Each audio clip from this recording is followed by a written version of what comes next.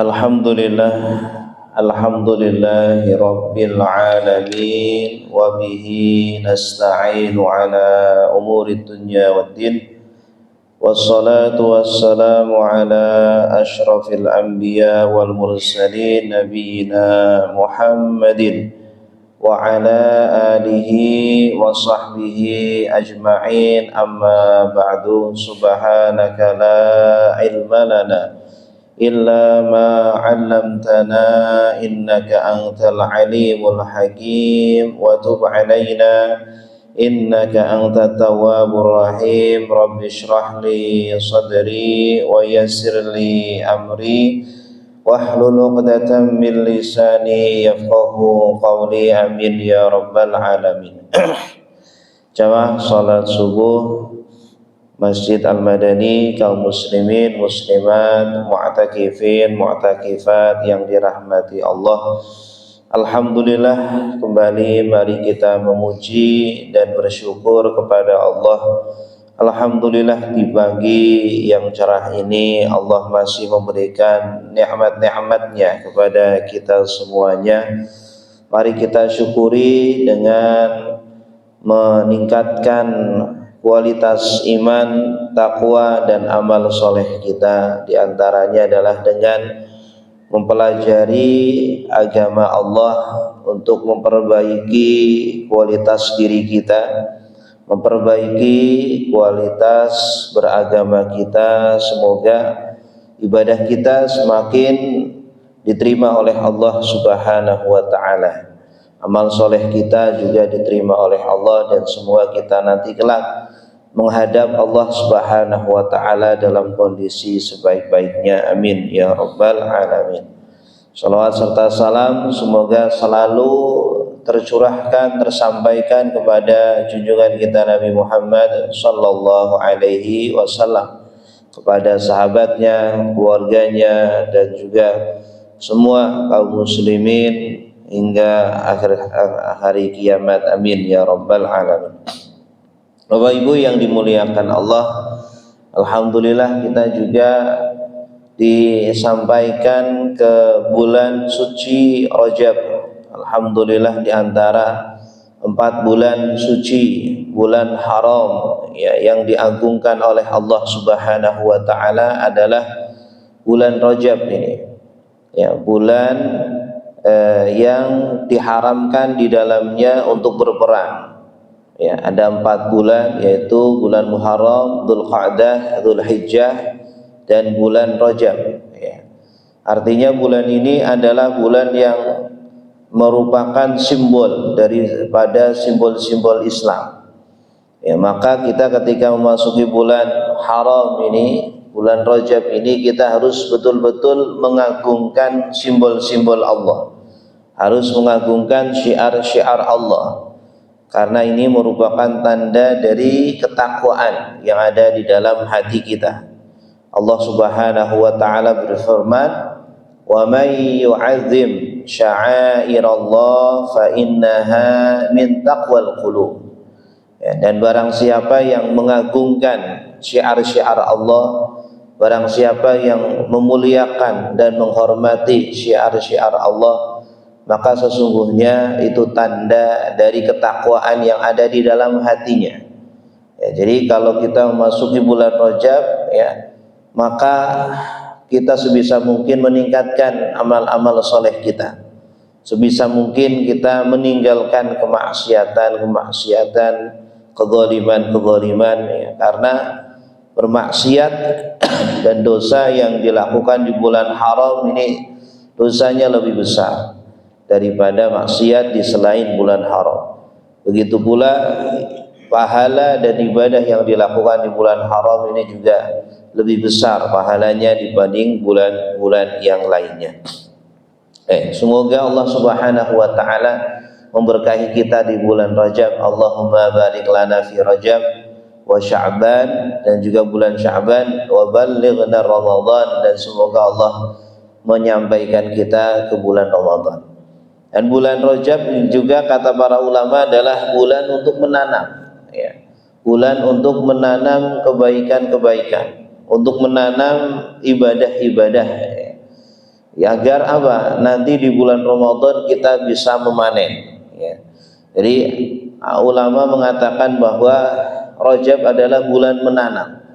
Kita hidupkan ibadah-ibadah yang mungkin ya sudah berhenti, sudah kita tinggalkan. Ya, di Ramadan tahun lalu kita biasa membaca Al-Quran, kita biasa qiyamul lail, kita biasa beriktikaf dan ibadah-ibadah yang lainnya.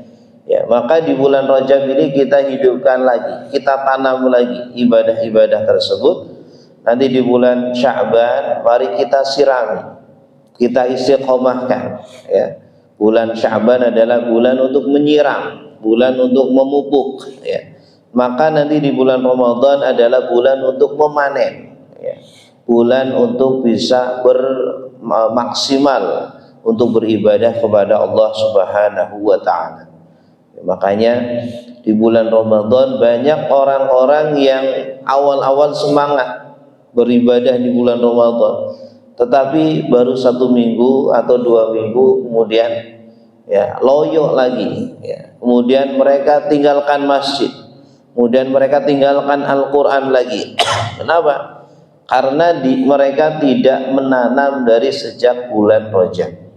Mereka tidak mulai bersiap-siap membiasakan ibadah, memulai ibadah-ibadah sejak bulan Rajab, dan juga tidak istiqomah menjaganya di bulan Sya'ban, maka mereka tidak bisa memanen ibadah-ibadah tersebut atau pahala-pahala tersebut di bulan Ramadan.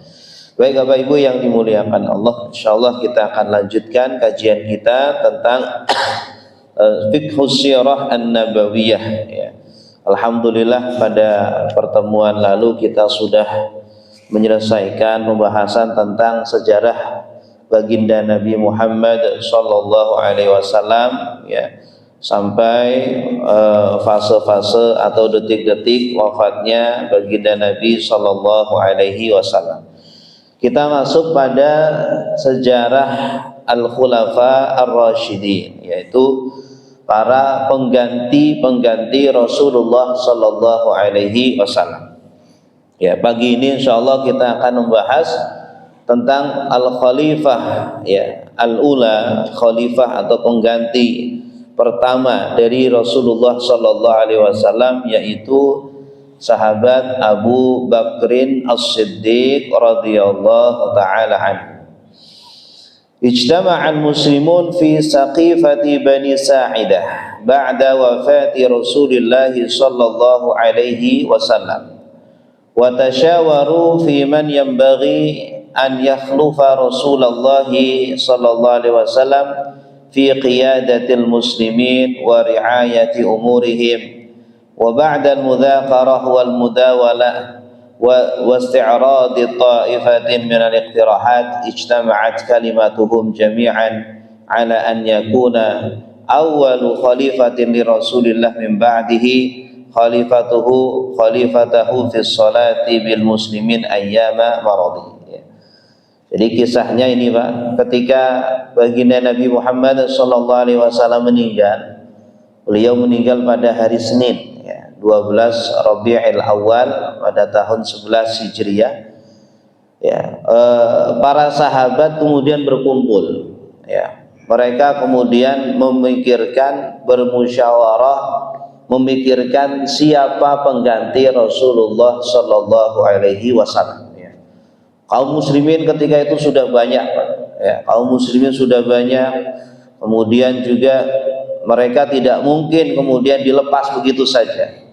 Musuh-musuh juga sudah siap untuk menyerang Madinah, baik dari Persia, ya, dari Iran, dari Irak, ataupun dari Romawi, ya, dari Syam, ataupun dari orang-orang kafir, suku-suku di sekitar Jazirah Arab.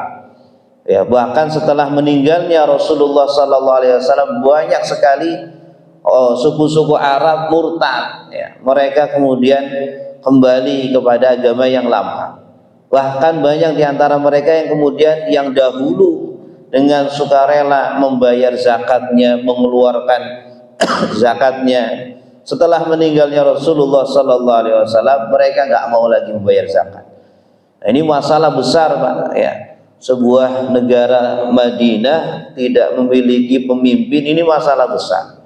Maka kemudian permasalahan besar ini harus segera diselesaikan. Maka kemudian para sahabat berkumpul di Saqifah Bani Sa'idah. Ya, kalau Bapak Ibu umroh ya, di dekat Masjid Nabawi itu ada satu petak tanah. Entah ya, saya dulu waktu ke sana itu tempatnya itu tertutup, sudah tertutup dengan seng begitu ya, lagi renovasi atau apa, nggak tahu mau dibangun apa gitu ya. Pada intinya sekarang banyak sekali Pak Bu ya peninggalan di zaman Rasulullah yang sudah dirubah ya. Jabal Abi Qubais juga sekarang sudah tidak ada, padahal itu sejarah pertama kali Rasulullah menyampaikan Islam. Sekarang sudah menjadi istana raja ya. Kemudian juga tempat lahirnya Rasulullah juga sudah tidak ada, sekarang sudah menjadi perpustakaan. Sudah banyak sekali peninggalan di zaman Rasulullah yang hilang ya, diganti dengan bangunan-bangunan yang baru. Nah, termasuk ini Saqifah Bani Sa'idah. Saqifah Bani Sa'idah itu seperti DPR-nya di zaman itu Pak. Kalau ada masalah apa, para sahabat itu pasti berkumpul di sana. Ya, apalagi ini permasalahan penting, bagaimana mencari pengganti Rasulullah sallallahu alaihi wasallam. Akhirnya para sahabat bermusyawarah. Ya, hanya dari golongan Ansor mengajukan beberapa calon-calon, dari golongan Muhajirin juga mengajukan beberapa calon-calon untuk menggantikan Rasulullah sallallahu alaihi wasallam. Ya. Singkatnya, alhamdulillah ya, tanpa ada perseteruan yang keras, walaupun ketika itu ada sedikit cekcok lah, ada sedikit perbedaan pendapat ya. Orang Quraisy, orang Muhajirin menginginkan ya pemimpinnya harus dari Quraisy, harus dari Muhajirin, karena Nabi juga dari Quraisy.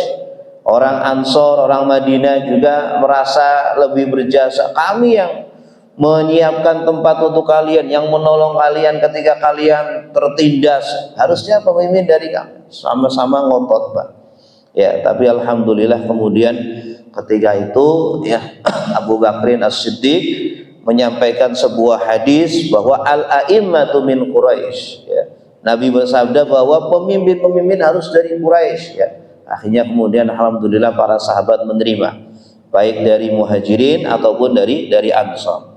Sampai kemudian mereka menerima dengan legowo ya, bahwa Abu Bakar ini adalah sebagai penggantinya Rasulullah. Kenapa? Di antara sebab-sebabnya adalah banyak sekali ya isyarat-isyarat dari Rasulullah. Walaupun pengganti Rasulullah tidak secara langsung ditunjuk oleh Rasulullah, tetapi Rasulullah memberikan isyarat-isyarat ya. Ini menunjukkan bahwa kepemimpinan di dalam Islam itu tidak serta-merta langsung tunjuk, tetapi berdasarkan musyawarah ya, berdasarkan musyawarah, diskusi di antara tokoh-tokoh yang ada ketika itu. Nah, akhirnya di antara sebabnya adalah karena Rasulullah semasa hidup yang ditunjuk oleh Rasulullah sebagai pengganti imam sholatnya adalah Abu Bakar As-Siddiq. Ini yang pertama. Kemudian juga Abu Bakar As-Siddiq ini adalah sahabat beliau yang paling dicintai oleh Rasulullah.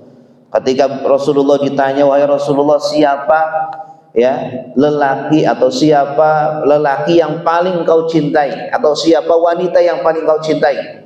Maka Rasulullah menjawab ya, setelah meninggalnya Khadijah ya, beliau menjawab Aisyah ya, istri saya Aisyah yang paling beliau cintai.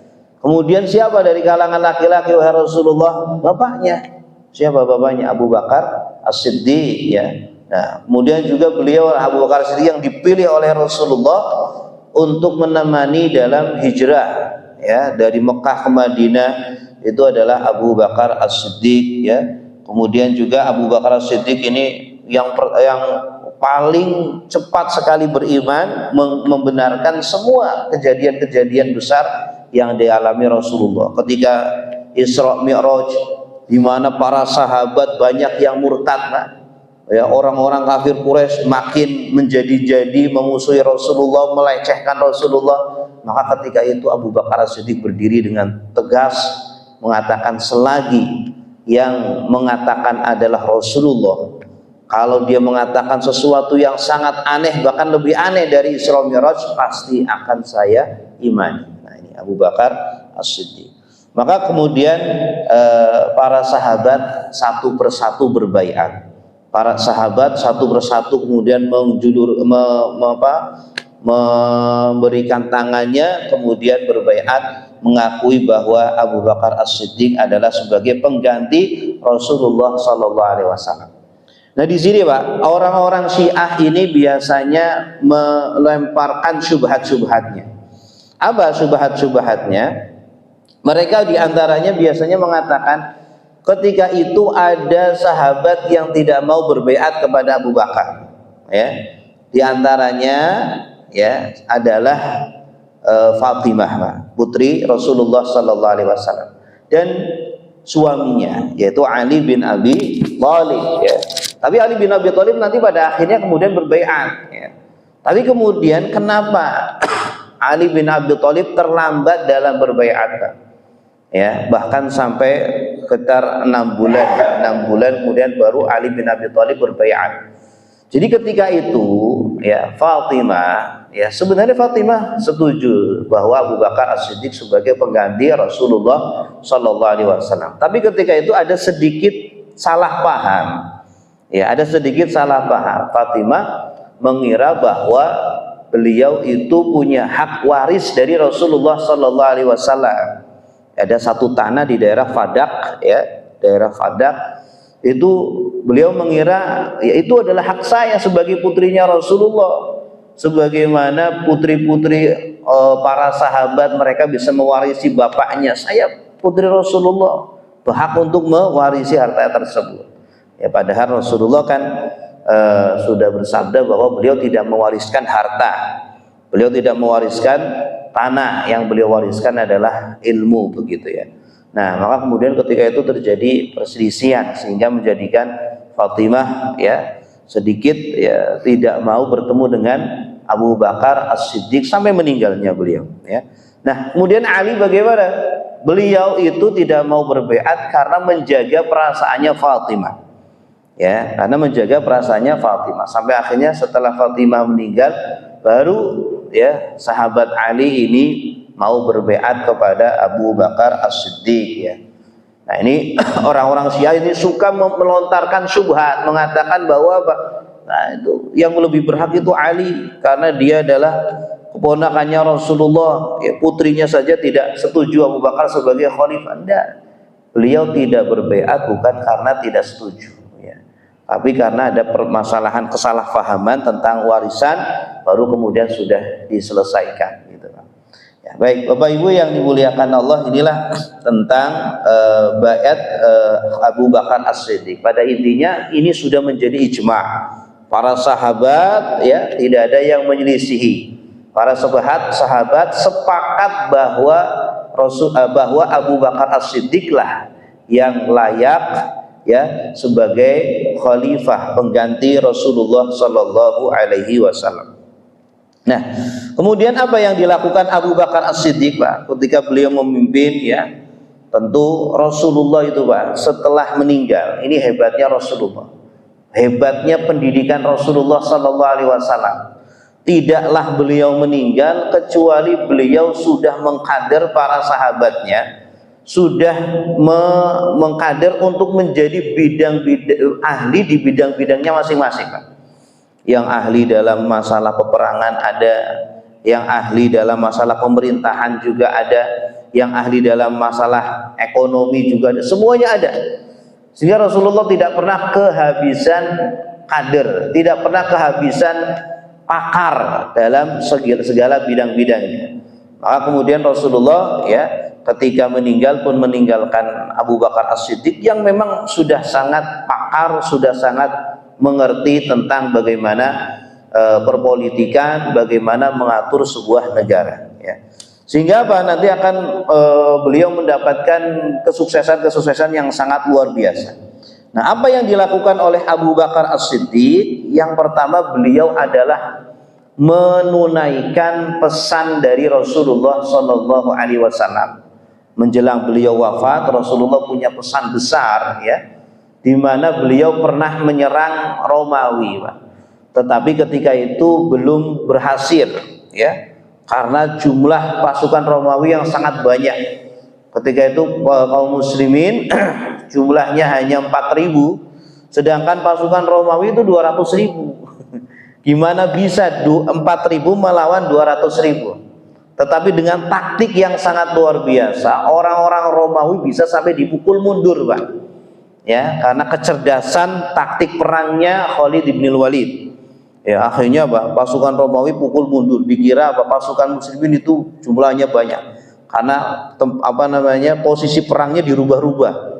Ya, mereka mengira bahwa kaum muslimin itu dapat bantuan dari Madinah, ya. Akhirnya kemudian kaum muslimin setelah orang-orang Romawi mundur, kaum muslimin kemudian kembali ke Madinah. Nah, ketika perang itu bapaknya Usama, namanya Zaid ini meninggal. Zaid bin Harisah ini pemimpin perang, meninggal. Ya, akhirnya kemudian setelah meninggal, Rasulullah mengangkat putranya sendiri, putranya Zaid bin Harisah, untuk, ya, dalam tanda petik, ya, untuk menggantikan posisi ayahnya yang syahid, gitu ya. Istilah dalam tanda petik untuk membalas dendam kepada orang-orang kafir, ya, agar beliau lebih semangat, karena bapaknya sendiri yang syahid ketika itu.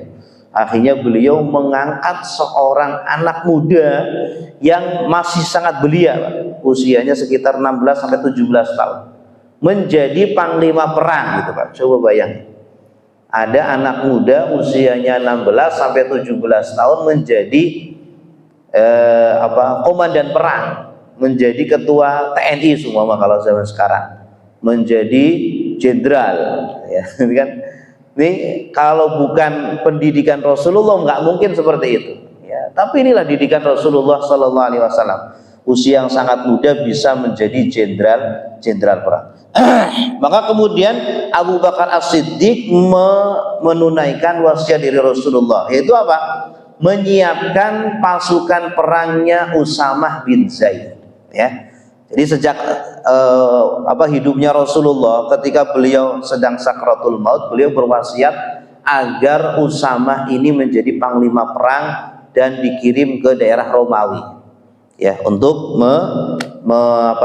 membuka wilayah tersebut, ya. Akhirnya setelah Rasulullah wafat, yang dilakukan pertama oleh Abu Bakar As-Siddiq adalah mengirim pasukannya Usamah bin Zaid, ya. Maka kemudian Abu Bakar sendiri, Pak, yang langsung kemudian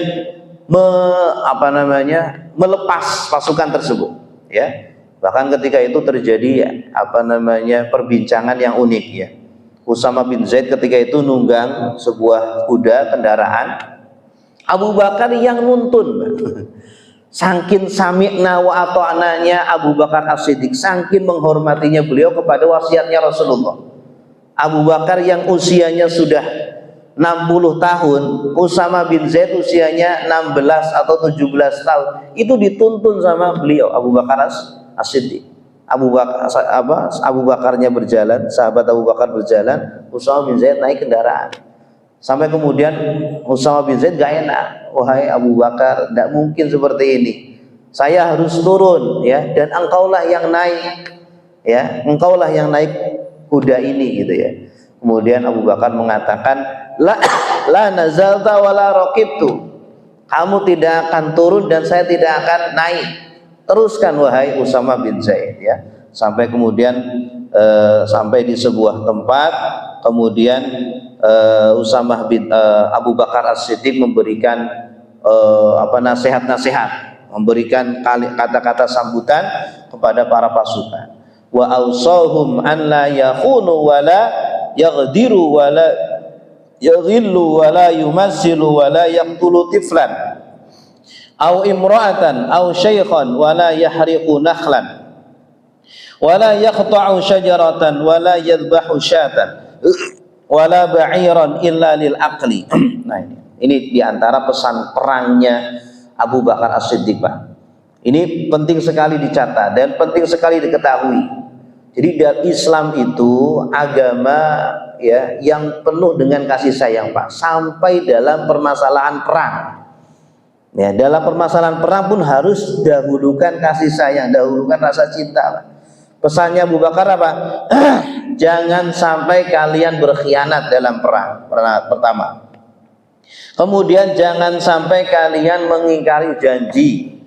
Ya, kalau dalam perang sudah ada perjanjian begini, jangan sampai ingkari, harus kalian sesuai dengan janji. Ya, sampai mereka orang musuh lah yang mengingkari. Dan jangan sampai kalian korupsi. Ketika perang terkadang sudah dapat ghanimah, kemudian ada yang mengambil harta, itu namanya ghil, ya, korupsi. Jangan sampai memutilasi. Kalau musuh sudah terbunuh, sudah mati, sudah, jangan dimutilasi. Ya, itu bukan ajaran Islam. Dan jangan sampai kalian membunuh anak kecil. Anak kecil jangan dibunuh. Ya, Islam sangat rahmah, sangat perang bagaimana mematahkan musuh, sudah, jangan sampai dihabiskan semuanya. Kalau musuh sudah kalah, musuh sudah patah, udah, jangan dilanjutkan, jangan membabi buta, jangan bayi-bayi, anak-anak dibunuhi, ibu-ibu seperti Israel gitu ya. Islam tidak mengajarkan seperti itu. Jangan bunuh anak kecil, jangan bunuh wanita, jangan bunuh orang tua, bahkan jangan bakar pohon. Pohon jangan dibakar, ya. Jangan potong pohon, jangan sembelih binatang-binatang kecuali untuk makan. Kalian mau makan, menyembelih binatang, silahkan gitu ya. Wa qala lahum idza marartum biqaumin tafarraghu lil ibadah fi sawami' fad'uuhum wa ma tafarraghu la. Bahkan kalau kalian mendapati ada orang-orang yang sedang ibadah di gereja-gereja atau di sinagog atau di tempat ibadah mereka, biarin. Mereka tidak menyerang kalian, mereka tidak mengangkat senjata atas kalian, biarin gitu. Biarkan, Pak. Ini Masya Allah, syariat apa ini, sangat ya, rahmah sekali, karena tujuan mereka bukan menghabisi manusia. Islam diutus, Islam dikirimkan bukan untuk menghabisi manusia, tetapi sebagai rahmah lil alamin. Summa qala Siddiq radhiyallahu anhu li Usama in ra'aita an ta'dzana li Umar. Kemudian Abu Bakar As-Siddiq minta izin kepada Usama, Pak, agar Umar ibn al-Khattab menetap di Madinah, ya. Umar bin Khattab ini kan memang jago perang, Pak, ya. Umar bin Khattab juga cita-citanya ingin mati syahid, Pak. Walaupun ternyata beliau tidak meninggal syahid, ya. Beliau meninggal ketika sedang mengimami sholat, ya, ditusuk oleh Abu Lu'lu'ah. Beliau tidak meninggal syahid di peperangan, meninggalnya syahid di Masjid Nabawi ketika sedang sholat. Beliau cita-citanya ingin mati syahid di perangan, Pak, tapi tidak dikabulkan oleh Allah. Nah, beliau minta, Abu Bakar As-Siddiq minta kepada Usama, wahai Usama, kalau boleh tolong Umar jangan ikut perang, karena saya butuh kecerdasannya Umar, Pak. Ini sahabat yang dikader oleh Rasulullah, yang kecerdasannya Masya Allah, saking cerdasnya, Pak, banyak ayat-ayat yang turun sesuai dengan pendapatnya Umar bin Khattab. Ini Umar bin Khattab. Pernah suatu ketika Rasulullah berunding dengan para sahabat. Ini tawanan-tawanan diapain ini? Apakah dibunuh atau ditebus, ya, atau dibebaskan begitu saja, ya. Maka kemudian Abu Bakar memberikan saran, wah ini kalau bisa ya ditebus saja Rasulullah. Ya, kita butuh harta, kita butuh sokongan dana. Ya, kemudian Umar mengatakan, enggak, ini sahabat-sahabat ini kalau dilepaskan berbahaya, akan menjadi provokator lagi di sana, akan semakin mengumpulkan massa yang lebih banyak menyerang Islam. Ya, ini harus dibunuh ini orang-orang kafir ini nih. Nah, ternyata Rasulullah lebih condong pendapatnya siapa? Abu Bakar As-Siddiq. Ya, udahlah, Rasulullah kan lembut orangnya, ya. Udah ditebus saja, ditebus. Akhirnya ternyata turun ayat, Pak, yang justru malah mendukung siapa? pendapatnya Umar ibn Khattab. Dan juga kasus-kasus yang lain, banyak sekali ayat-ayat yang turun justru malah mendukung pendapatnya Umar ibn Khattab. Nah, Abu Bakar As-Siddiq meminta kepada Usama, tolong ini Umar ini jangan ikut perang, karena ini saya dalam kondisi genting di Madinah itu sedang punya masalah besar. Rasulullah wafat, orang Jazirah Arab banyak yang murtad, Romawi sudah siap untuk menyerang Madinah, Persia sudah siap untuk menghabisi Madinah. Saya butuh orang yang kecerdasannya di atas rata-rata. Siapa? Umar. Ya, saya ingin menjadikan dia sebagai teman diskusi saya agar keputusan saya itu tepat. Jangan sampai salah, karena kalau salah udah bahaya ini Madinah.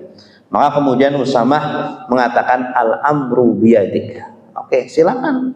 Monggo wahai Abu Bakar As-Siddiq. Umar tidak ikut, silakan kamu ya ambil Umar itu.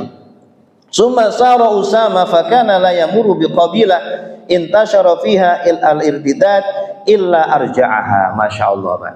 Usamah walaupun sangat muda, walaupun usianya masih di bawah 20 tahun, dengan membawa pasukan yang besar dari kalangan sahabat, yang di antara para sahabat itu juga para pembesar-pembesar sahabat, usianya yang 40, 50, 60, tapi Masya Allah beliau cerdas, Pak, anak muda yang cerdas.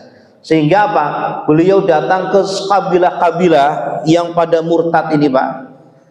Setiap kabilah yang didatangi oleh Usamah pasti kembali lagi kepada Islam. Masya Allah, pasti semuanya kembali lagi kepada Islam setelah didatangi oleh Usama bin Zaid. Laqad kanatir rahbah tashi'u fi afidatihi muqinina annal muslimin law lam yakunu minal quwwah bimakan lama kharaju fi hadzal waqti bimisli hadzal jais. Kenapa, Pak? Selain memang para kabilah-kabilah ini itu menyerah, di antara sebab menyerahnya apa? Karena dalam pikiran mereka, dalam hati mereka itu sudah ada ketakutan yang sangat luar biasa. Kenapa? Karena pemimpinnya itu anak muda, gitu. Dalam pikiran mereka, ya, nggak mungkin Islam itu sangat kuat, ya, nggak mungkin Islam itu lemah sekarang, walaupun Rasulullah sudah meninggal. Nggak mungkin Islam dalam kondisi lemah sekarang, walaupun Rasulullah sudah meninggal. Kenapa? Karena dalam kondisi seperti ini, Islam berani mengirim pasukan yang dipimpin oleh anak muda. Ya, kalau ada pasukan dipimpin oleh anak muda semuda ini menunjukkan bahwa Islam itu sudah sangat kuat. Anak muda saja bisa membawa pasukan yang sangat besar. Ya, berbeda kalau yang membawa ini sahabat-sahabat besar, gitu ya. Ini menunjukkan wah Islam ini kayaknya lemah ini, yang memimpin harus sahabat yang besar. Ya, kalau sebuah pasukan yang membawa itu pasukannya anak muda, ini menunjukkan apa? Islam di Madinah sudah nggak khawatir kalah. Ya, karena yang membawa pasukan ini anak muda, nggak takut kalah gitu. Sehingga apa? Ini menjadi mereka orang-orang sekitar Jazirah Arab, para kabilah-kabilah itu udah sangat down, udah kalah mental duluan. Sehingga mereka kemudian langsung menyerah dan kembali kepada ajaran Islam. Ini diantara sebab kenapa kemudian Usamah bin Zaid kemudian bisa cepat sekali mengembalikan jazirah-jazirah Arab kepada Islam seperti itu. Dan ini mungkin diantara hikmahnya kenapa Rasulullah kemudian kekeh untuk menjadikan Usamah bin Zaid sebagai panglima perang. Walamma wasala Usama bi jayshihi ila biladir Rum haitsu qutila Abu qataluhum wa nasarahumullah alaihim summa adu dhafirin. Nah, sampai kemudian pada target ya utama ujung ya, maka Usama kepada tempat di mana disitulah wafat ayahnya Zaid bin Harisah gitu, Pak. Ya, kemudian disitulah kemudian bertemu dengan pasukan Romawi yang sangat besar, kemudian berperanglah antara para sahabat dengan pasukan Romawi, kemudian kemenangan diperoleh oleh kaum muslimin. Kemudian yang kedua yang dilakukan oleh Abu Bakar As-Siddiq, selain beliau mengirim pasukan wasiatnya Rasulullah Usama bin Zaid, beliau juga mengirim pasukan untuk memerangi para orang-orang yang tidak mau membayar zakat, Pak. Yang dahulu mereka dengan sukarela mengeluarkan zakatnya. Ada jazirah-jazirah Arab ya, yang mereka tidak mau mengeluarkan zakatnya. Maka kemudian Abu Bakar As-Siddiq mengirim pasukan sampai kemudian ya kemudian langsung seketika ya, tidak butuh waktu lama, kemudian mereka mau membayar zakatnya lagi. Kemudian yang ketiga juga Abu Bakar As-Siddiq menyiapkan sahabat Khalid bin Walid, dikirim ke daerah Irak, Pak. Karena ketika itu Irak itu dikuasai oleh Persia, Irak, Iran dan sekitarnya itu. Jadi ketika itu negara adidayanya adalah Persia dan Romawi. Ya, dan satu Mekah kan sudah takluk ya. Ketika Fathu Mekah mereka sudah takluk. Nah, yang belum takluk itu Persia dan Romawi. Ya. Nah, ini dua negara itu harus ditaklukkan. Nah, Khalid bin Walid dikirim ke daerah Irak untuk menaklukkan Persia. Nah, kemudian Abu Bakar As-Siddiq mengirim Khalid ibn Walid ke daerah Irak. Sampai kemudian banyak sekali negara-negara yang dipatahkan oleh Khalid ibn Walid. Kemudian juga beliau Abu Bakar As-Siddiq mengirim pasukan ke daerah Romawi, ya, mengirim Abu Ubaidah dan juga sahabat-sahabat yang lainnya. Singkat cerita kemudian juga Romawi pun ya takluk di tangannya para sahabat ini ya. Kemudian ya setelah pasukan ini sudah mengalahkan Persia, kemudian juga sudah mengalahkan Romawi, di tengah-tengah itu Pak terdengar kabar bahwa Abu Bakar As-Siddiq meninggal ya. Jadi setelah 2 tahun 3 bulan Pak. Jadi Abu Bakar As-Siddiq memimpin selama 2 tahun 3 bulan 3 hari. Setelah itu terdengar kabar bahwa pasukan yang ada di Romawi mendengar kabar, ternyata Abu Bakar Siddiq sudah meninggal ya. Maka kemudian sebelum meninggal Abu Bakar Siddiq sudah bermusyawarah dengan para sahabat. Ya, beliau sudah berfirasat sudah tidak lama lagi ajalnya. Maka kemudian ketika itu beliau mengumpulkan para sahabat ya, terutama sahabat-sahabat besar ya, untuk bermusyawarah. Ya, sama seperti yang dilakukan ketika Rasulullah meninggal. Ya, tentu harus dicari pengganti yang paling layak setelah Rasulullah meninggal. Nah, ketika Abu Bakar As-Siddiq meninggal juga sama. Abu Bakar melakukan apa yang dilakukan sahabat sebelumnya.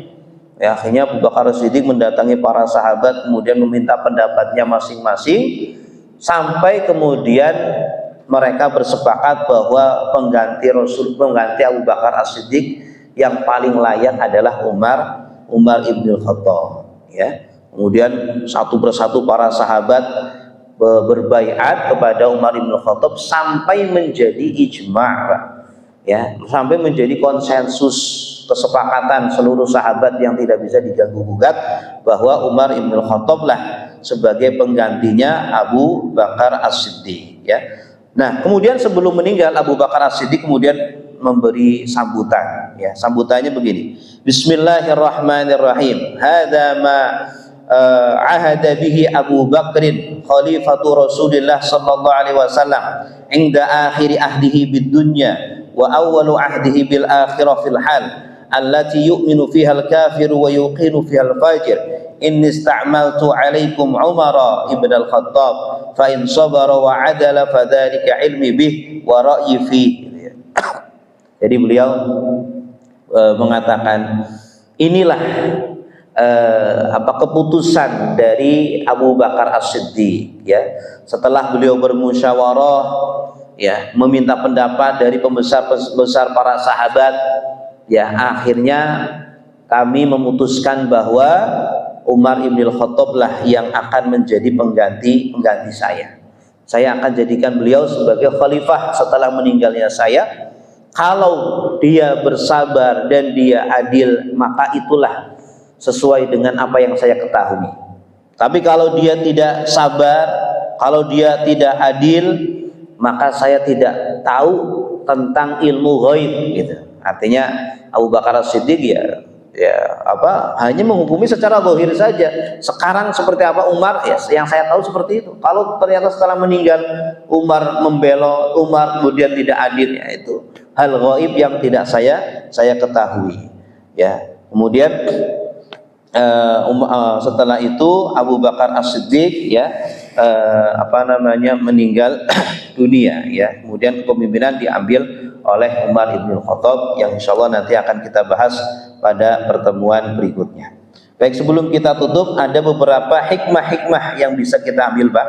Yang pertama adalah innama tammat khilafatu Abi Bakr radhiyallahu anhu an tariqi syura wa qad ishtaraka fil akhdhi biha sa'iru ahli al-hilli wal aqdi minas sahabah biman fihim sayyiduna Ali radhiyallahu anhu. Yang pertama, Pak, bahwa perpindahan kepemimpinan di masa Abu Bakar As-Siddiq itu dilakukan dengan syura, ya, dilakukan dengan musyawarah, bukan dengan warisan, Pak, bukan dengan penunjukan, gitu.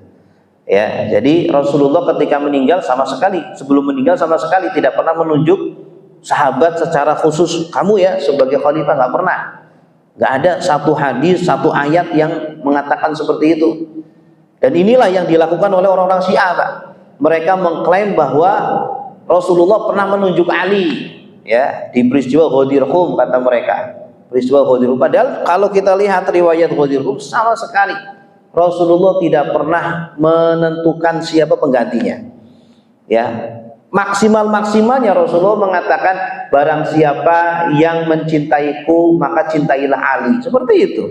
Tidak sampai menyatakan secara khusus Ali sebagai pengganti saya, tidak ada, gitu ya. Nah, maka kepemimpinan di dalam Islam di masa Abu Bakar As-Siddiq itu dilakukan dengan sangat transparan, dengan sangat objektif, ya, tidak ada subjektif, tidak ada kemudian saling menjatuhkan, tidak ada sama sekali. Dilakukan dengan sangat logowo, semuanya menerima, para sahabat hampir semuanya menerima, kecuali tadi ya Fatimah, beliau tidak mau berbaiat bukan karena tidak setuju dengan kepemimpinan Abu Bakar, tapi ada kesalahpahaman masalah warisan, gitu ya. Ali berbaiatnya terlambat bukan karena tidak setuju, tapi karena menjaga perasaannya istrinya Fatimah, ya, binti Rasulullah Sallallahu Alaihi Wasallam. Kemudian yang kedua, perselisihan yang terjadi di Saqifah Bani Sa'idah itu perselisihan yang sangat biasa, bukan menunjukkan bahwa itu para sahabat itu rebutan dunia, itu para sahabat rebutan siapa yang jadi khalifah. Muhajirin mengatakan kami, orang Ansor mengatakan itu, bukan, ya, itu bukan bukan sesuatu yang kemudian menodai kehormatan atau kesucian sahabat, sama sekali tidak. Itu sangat biasa orang kemudian berselisih, berlomba-lomba untuk menjadi pemimpin, itu sangat biasa. Itu tergantung niat masing-masing, gitu ya. Orang-orang Muhajirin menginginkan dari tokoh mereka lah yang sebagai pemimpin, orang Ansor juga sama, itu sangat wajar asalkan bisa menjaga niat, itu tidak apa-apa. Nah, maka ketika terjadi perselisihan itu pun tidak sampai perselisihan yang sampai melakukan kecurangan, sampai melakukan penistaan, itu sama sekali tidak terjadi ketika musyawarah di Saqifah Bani Sa'idah. Kemudian yang ketiga, ketika Abu Bakar As-Siddiq mau memerangi orang-orang murtad dan memerangi orang-orang yang tidak mau membayar zakat, awalnya itu Abu Bakar mau turun tangan langsung, Pak. Mau langsung, saya akan perangi mereka. La uqatilanna man farraqa baina sholati waz zakah, kata beliau. Sungguh saya akan perangi orang-orang yang membedakan antara sholat dan zakat. Mereka mau sholat tapi tidak mau membayar zakat, akan saya perangi. Nah, tapi kemudian ada masukan dari Ali bin Abi Thalib, ya. Kata beliau, jangan wahai Abu Bakar, kamu jangan pergi, kamu jangan ikut berperang, nanti terjadi apa-apa sama kamu presiden, kamu di sini saja, kamu utus saja sahabat-sahabat untuk memerangi mereka. Ya. Ini menunjukkan bahwa Ali itu sangat cinta kepada Abu Bakar As-Siddiq, menunjukkan bahwa Ali setuju dengan kepemimpinannya Abu Bakar As-Siddiq, ya. Kalau beliau benci, kalau beliau nggak suka, pasti udah kamu berangkat aja Abu Bakar, biar kamu sekalian aja nanti meninggal di sana. Nah, tidak seperti itu. Nah, kemudian yang keempat, yang keempat, qad yadhunnu ba'dun nas anna mujarrada al-ahdi wal istikhlaf yu'addu tariqatan min turuqi subutil imamah. Kepemimpinan, penunjukan Umar ibn Khattab secara zahirnya, Pak, kalau kita lihat cerita, seolah-olah itu adalah penunjukan langsung dari Abu Bakar As-Siddiq, padahal tidak. Ya. Abu Bakar As-Siddiq dalam khutbahnya memang mengatakan ista'maltu Umar, saya mengangkat Umar sebagai khalifah setelah saya meninggal nanti. Jadi beliau sebelum meninggal, Pak, Abu Bakar itu punya firasat akan meninggal dan beliau sudah menyiapkan Umar. Nah, secara zahirnya seolah-olah Abu Bakar menunjuk langsung, padahal tidak. Ya, sebelumnya beliau ternyata sudah bermusyawarah dengan pembesar-pembesar para sahabat. Ya, didatangilah pembesar sahabat ya, seperti Khalid bin Walid atau yang ada di Madinah ketika itu ya, didatangi, dimintai pendapat, kemudian bermusyawarah. Setelah kalimat mereka sepakat dengan satu orang yaitu Umar, baru kemudian beliau menyatakan bahwa saya mengangkat Umar sebagai pengganti saya.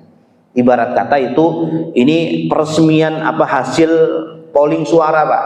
Suara sudah diambil semuanya dari ahlil halli wal aqdi, sudah dapat semuanya, sudah sepakat satu nama yaitu Umar. Baru setelah itu Abu Bakar mengatakan saya angkat Umar sebagai pengganti saya, begitu. Jadi bukan penunjukan langsung tanpa ada musyawarah ya, tetapi didahului dengan musyawarah dan diskusi para sahabat. Baik Bapak Ibu yang dimuliakan Allah, itulah yang bisa kami sampaikan berkaitan dengan sejarah sahabat Nabi Abu Bakar As-Siddiq. Semoga semakin menambah wawasan kita, semakin menambah kecintaan kita kepada para sahabat dan juga kepada Nabi Muhammad sallallahu alaihi wasallam. Sebelum diakhiri mungkin ada pertanyaan, silakan.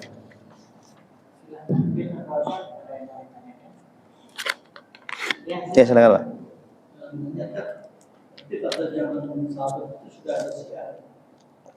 Sudah ada apa?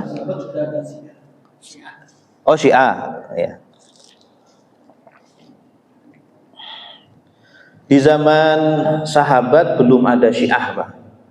Di zaman sahabat belum ada Syiah. Syiah itu muncul di periode perang Siffin, ya. Ketika terjadi perang Siffin. Perang Siffin itu kapan? Ketika khilafahnya Ali bin Abi Thalib. Ya, ketika kepemimpinannya Ali bin Abi Thalib. Jadi ketika pemimpinannya Ali bin Abi Thalib itu terjadi perselisihan besar. Jadi Muawiyah itu gubernur Syam, ya. Gubernur Syam ini ada sedikit perbedaan gitu ya. Sedikit perbedaan sampai terjadi peperangan. Ya, dari pasukannya Ali menyerang pasukannya Muawiyah. Padahal Muawiyah kan di bawahnya Ali, berperang gitu ya. Sampai pasukan Muawiyah terdesak. Ketika terdesak, kemudian mereka mengangkat Al-Quran di ujung pedang-pedangnya, menunjukkan bahwa mereka tidak mau melanjutkan perang, tapi ingin melanjutkan dengan diskusi. Ya, ingin berunding, bermusyawarah. Akhirnya Sayyidina Ali setuju karena beliau tidak ingin nyawa makin banyak, korban makin banyak ya yang berjatuhan. Akhirnya berhentilah peperangan. Nah, ketika itu pasukan Sayyidina Ali ada yang setuju, ada yang tidak setuju berunding ya. Berunding itu dinamakan tahkim. Yang enggak setuju itu nanti ntar dulu.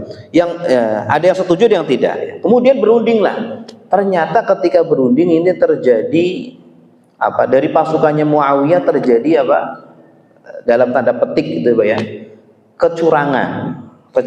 Jadi ada utusan dari Sayyidina Ali, kemudian utusan dari Sayyidina Muawiyah. Nah, bersepakat udah kita damai sajalah ya, kepemimpinan ya tetap dipegang oleh Ali gitu ya. Kemudian ternyata terjadi kecurangan sampai akhirnya kepemimpinan dikuasai oleh Muawiyah ketika itu. Nah, karena ketika itu dalam tanda petik pasukannya Sayyidina Ali kalah berunding, orang-orang yang nggak setuju berunding dari awal itu kemudian makin kecewa dan mereka kemudian membelot dan berpisah dari pasukan Sayyidina Ali. Nah, kemudian mereka lah yang kemudian sebagian mereka menjadi kelompok Syiah gitu ya. Mereka yang kemudian memiliki faham Sayyidina Ali yang paling berhak untuk menjadi pemimpin gitu ya. Ada juga yang kemudian berkembang dari situ, ada yang berpikiran tidak hanya Muawiyah yang tidak berhak ya, tetapi dari mulai Abu Bakar juga nggak berhak, Umar nggak berhak, Utsman nggak berhak. Yang paling berhak adalah Ali, karena Ali adalah keponakannya Rasulullah, dia juga ahlul bait ya. Nanti sampai kemudian Syiah pun banyak ya, ada yang ekstrim, ada yang sedang gitu. Yang ekstrim sampai menuhankan Sayyidina Ali gitu ya, sampai menuhankan Sayyidina Ali. Pada intinya itu adalah kelompok yang menyimpang gitu.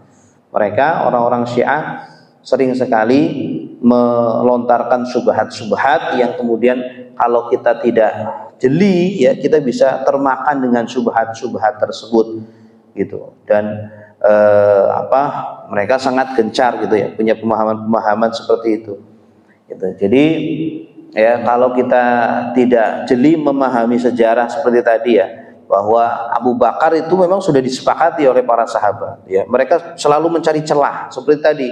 Ini loh, Sayyidina Ali saja tidak segera berbaiat ya, nunggu sampai 6 bulan. Fatimah nggak mau berbaiat. Ini menunjukkan bahwa Abu Bakar ini ngerebut kepemimpinan ya, melangkahi keluarganya Nabi seperti itu. Nah, ini banyak cara-cara yang dilakukan oleh Syiah ya, untuk menjadikan kita semakin ragu kepada para sahabat ya, sehingga kadang sampai kita suudzon kepada para sahabat Abu Bakar, Umar, Utsman gitu. Sampai mereka nggak segan-segan melaknat ini sahabat-sahabat ini. Mereka menganggap melaknat sahabat ini malah ibadah gitu, seperti melaknat setan ya. Ya Allahumma il'an Abu Bakar, il'an Umar, il'an naudzubillah gitu. Itu Pak. Allah a'lam.